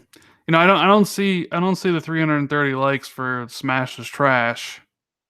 So I'm pretty disappointed in everybody right now. Everyone likes it. I mean, I guess there's like 140 likes, but I guess 200 of you really like Smash. They like trash. What's that like Smash? Smash is bae. What? My Cortana speaker keeps going off, man. You know what's funny? The other day, my brother, he texted me and he's like, "You want to play Fortnite?" My brother texted me to play Fortnite, and then I'm like, "Well, no, I don't want to play Fortnite." And then he was like, "How about Battlefield like 5? You want to play that when it comes out, right?" And I'm like, "Well, yeah, I'll get Battlefield 5." And he's like, "On PlayStation, right?" And I'm like, "Excuse me?" He's like, "Well, you have PlayStation, just buy Battlefield 5 there." I'm like, "No. The PlayStation is used for exclusives. Everything else is on Xbox." I'm like, "You've gone to the dark side." And you know what he told me? He told me that PlayStation is better, Xbox sucks. And I'm like, my brother has betrayed the family. Dude, my brother too. My brother, I gave my brother my old Xbox, and they went off to uni, and they sold it and got a PlayStation. How's that for betrayal? I feel so betrayed. I feel You know? betrayed too. And like he doesn't even care. Like I was like, "So what are you playing? You playing God of War?" He's like, "What's God of War?" like, what are you playing on there? You playing Spider-Man? Is he a normie? Dude, yeah, dude, he's total normie. He's like playing Destiny. He plays Destiny, like Destiny and like Fortnite. Like doesn't even know what like God of War is and stuff like that. Normies, man. What are these normies like? I don't know, man. But you want to take some questions Sure, man. before we get on out of here? All right, guys. So hit us up with some questions. We will answer to the best of our ability before we get out of here. But yeah, I literally texted him like you went to the dark side, man. Like considering he's the one like this Xbox Live account was hit like he originally wanted Xbox Live, right? And I was like, nah. And then he was like, what should the name be? And I'm like, Randall Thor, because it was my favorite character. And then it was like, 19, So like it basically his account I took over, during the OG Xbox. Katopsy wants to know why did the last Forza Horizon video look like shit? I think it rendered wrong. I don't know. I rendered it the same way I rendered my review. I think it came out a little pixelated, but it's not, I live and learn, I guess. Jay Venue wants to know, should Xbox cancel Gold and have only a subscription for $25 a month with Game Pass and EA Access for PC and Xbox? Nah, I mean, I would like for Xbox to like have I should have it as an option. I would like for them to have a option where you can subscribe to everything. I think it's pretty dumb they have two subscription services. Like there should be a way to subscribe to both for a cheaper price. Hopefully that runs, happens at some point. But yeah. Let's see. Frederick Quatman wants to know when will Xbox win its next NPD? If I'm being realistic, probably not the rest of this generation, unless they do. They usually do really well at Christmas if they have a good sale because PlayStation's more saturated. Well, so I mean, last holiday they came in. They came in second in November.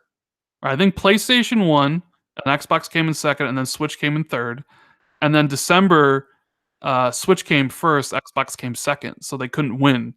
They're not going to win any of the other months of the year. So the only months they have a chance of winning the rest of this year is November and December. And the only way they can win is if like they offer something crazy like a $99 Xbox. So I would say 10% chance they win one of the fall months. Next year, they ain't going to win for Crackdown, that's for sure. Maybe when Gears 5 comes out, maybe if Sony doesn't have anything that month. But other than that, I think there's a good possibility for the rest of the gen they don't win another one. Yeah, I'm pretty much the same way about that. Face wants to know, Randon Jez, out of all the PS4 bundles, which will sell the most this holiday? Red Dead 2 bundle, the Spider-Man bundle, or the God of War bundle? I would say the Red Dead bundle because it's just a regular pro. And I think that's targeted at a wider audience. I think the Spider-Man bundle was targeted at a very specific user, a user that owned a PlayStation already and wanted to buy a limited edition, as well as Spider-Man fans. Um, and just by the, I think Red Dead one will sell the most, but that's just my opinion. Jez? Yeah, I mean, my brain wants to say Spider-Man because it appeals to kids, because it's the known IP, but I think my gut would say Red Dead 2. The thing is, Red Dead doesn't have the brand power of Grand Theft Auto. I mean, we all know it because we know Rockstar, because we're gamers, but I don't think Red Dead is that well known amongst the normies, especially youngsters of this generation who are into Fortnite stuff. They don't know what Red Dead is. Red Dead came out a million years ago. Yeah. So, Just for clarification, I said this once before, but I appreciate all the super chats we get for the support and everything. But if it's specifically about somebody else who's not here to defend themselves, I'm not going to answer it and will be deleted. So, not going to answer your question. But thanks for the money though. I appreciate it. Let's see what else we got here. I'm at yeah, Sen we wants. don't do YouTube drama. Yeah, I don't do the drama. I'm at Sen wants to know if there's a chance Microsoft is acquiring Obsidian. I'm Yeah, I mean potentially. We'll find out at XO. I think if that's really true. Gilmar I de would love Pont. it if I would love Obsidian under Microsoft. I mean, there's this school of thought, right, where people are like, oh, I don't think you should celebrate when a company gets bought out and they're exclusive. But the thing is, it's like, you know, I'd always look at it from the perspective of what would help Microsoft, and I think Microsoft, if Microsoft bought Obsidian, then it would help them because Obsidian make really great RPGs, Mm-hmm. and what holds them back a lot of the time is tech. You know, I think they're still using that Unity engine they made for like Torment and stuff like that, which I hate. I mean, I love their games, but I just hate the engine they use. So if Microsoft could help them sort out that stuff and make something a little bit more modern, I think that could really deliver some solid games Right. in genres that are underserved. Gilmar de Pontis wants to know, and this you can answer this because you tweeted about it. What is going on with Killer Instinct? Man, I have no idea. I suppose I could do some digging into that, but I think it's another situation where the game just didn't sell that well. I don't know. I imagine they made good money back on it because it's like it was rammed with money, microtransactions rather, and I can't imagine they didn't make any of their money back on it.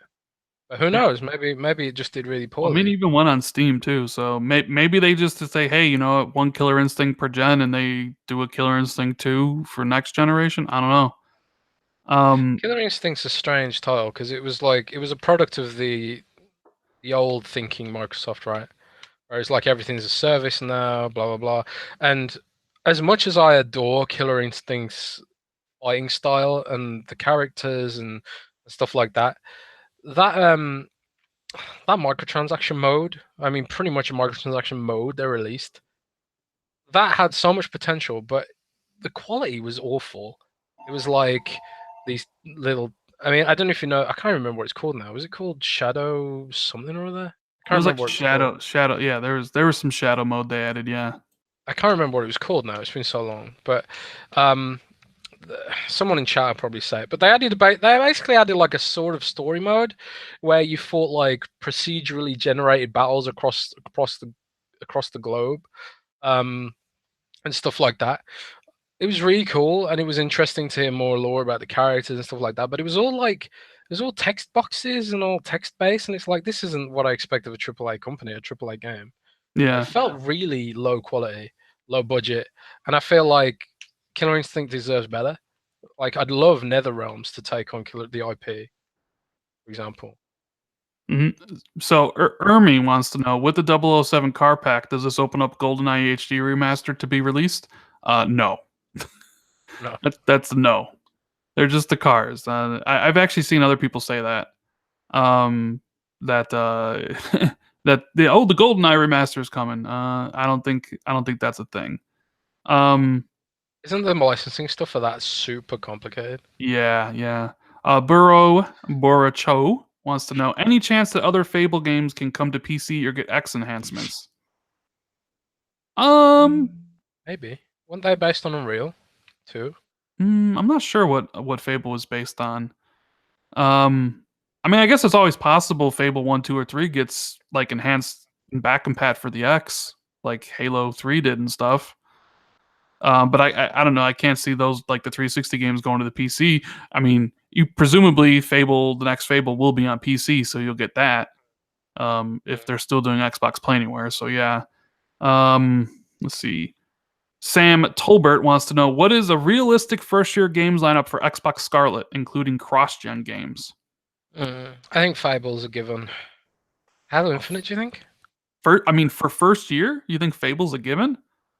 I think so. So are we talking like from November 2020 to November 2021, essentially? Well, I was thinking the next Xbox will come out in 2021. Do you think 2020? I think it's 2020. Yeah, maybe. 2021 is too late in my opinion because Sony's definitely going to be out before then. So I think they both launch 2020. Although I don't know, there's still rumors that Sony's launching next year. I think Halo Infinite's a launch game. I think Forza Motorsport 8 is a launch game, as I don't think there's going to be a Forza game next year. I think Ninja Theory is going to launch their game around then. Trying to think if Xbox has it like I think those three are like locked, like Halo, Forza, and Ninja Theory's game. But other than that, I'm drawing a blank. I mean, I'm sure you're gonna get like the third party stuff, but those are the three like I would put money on.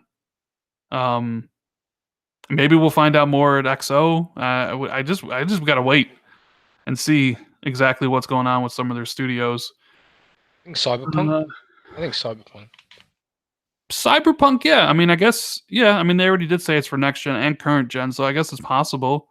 It comes out then, and maybe Red Dead 2 gets a remaster, for next gen. Oh god, yeah. The Red Dead 2 remaster, obviously. Oh, god, Red Dead is like I almost want to hate it because of how Rockstar is just like doing the whole, GTA Online thing, but I just can't because I know Red Dead's going to be amazing. Well, I'm pretty sure it is. So Blank wants to know if we think Spider-Man is going to go multiplat for the sequel. Now, where did this rumor come from? Because I've heard this too. Or rather, people have asked me about it. I haven't heard that it will. I just heard people asking me. I think like one of the producers said something about like the future of like the Marvel gaming universe will come to like consoles or something. Like plural. But I don't like if I had to guess, I would say Does Disney own Spider-Man now? I don't know what the IP stuff is between Sony and Spider-Man and Disney. Like I think Disney owns the game rights, but like they did a deal because Sony owned the movie rights, so it was kind of like a Sony let them use Spider-Man in the movie, and then they got like the game deal, like as like like a bar. I don't know about the IP stuff, right? Oh, it's so confusing. But I'm going to say, so Spider-Man 2, done by Insomniac, launching in 2021 on the PlayStation 5, is exclusive. Like that game is not coming to Xbox. I think what he meant was like if there's other games like an Iron Man game or a Hulk game or something where like the IP isn't as convoluted as whatever is going on with Spider-Man, I think those will be multi-platform. I mean, hell, we already have Avengers. I mean, Avengers is Crystal Dynamics, and we pretty much know that's multi-platform. So I mean, like, I don't know if that's considered part of the gaming universe or whatever, but I don't think it's going multi-platform. I mean, I don't expect them to announce it for a couple of years, anyways, right? All right, so let's see. One more question. From Fromy Funnies wants to know: do you think Xbox 360 games will still be in Games with Gold once the Scarlet comes out? It's hard to say. Like Games with Gold goes from like having really great quality to really bad. You know, Yeah, and I I feel agree. like Games with Gold Games with Gold was a direct response to Sony having the stuff with PSN. I think like it almost becomes redundant with Game Pass in a way. I don't know though. People are a big fan of it, but I well, okay. So if you assume they'd start giving away Scarlet games and Xbox One games and Xbox 360 games, do they give away 6 games a year? Or because they didn't start giving away Xbox One games right away. They let the library build up a little bit before they started giving them away. So I would imagine like they don't start giving away Scarlet games right away. But yeah, maybe when they do, it'll just be Scarlet and Xbox One, and they'll just drop the 360 at that point. So I could see that happening. Anyways, yeah. so that's it. Uh, thanks for hanging out with us, guys. Remember, Rand is always right and Smash is trash. Do us a favor here. Hit the like button and subscribe to the channel if you're new. Jez, tell the people where they can find your next article and what you're working on. All right, for WindowsCentral.com, find me on Twitter at JezCorden. Don't follow me though, because my tweets are terrible. Yeah, Jez, I would follow Jez because he does tweet some good stuff. So follow Jez on Twitter. Check his stuff out on Windows Central, and I drop videos all the time here on the channel. If you like the podcast and you like the videos, give it a thumbs up and subscribe and all that good stuff. Hopefully, we'll have this up on iTunes and Google Play pretty soon. As I think we didn't. I don't think the last episode's up there yet. I saw someone Oh, is ask it me not? about that. I Oh, don't think so. my So fault. we'll get that up there, get it all sorted. I want to thank you guys for hanging out with us. Everybody who chatted, everybody who super chatted, really appreciate it. And we'll see you next week, hopefully for some more awesome gaming talk. So Take care, everybody. later.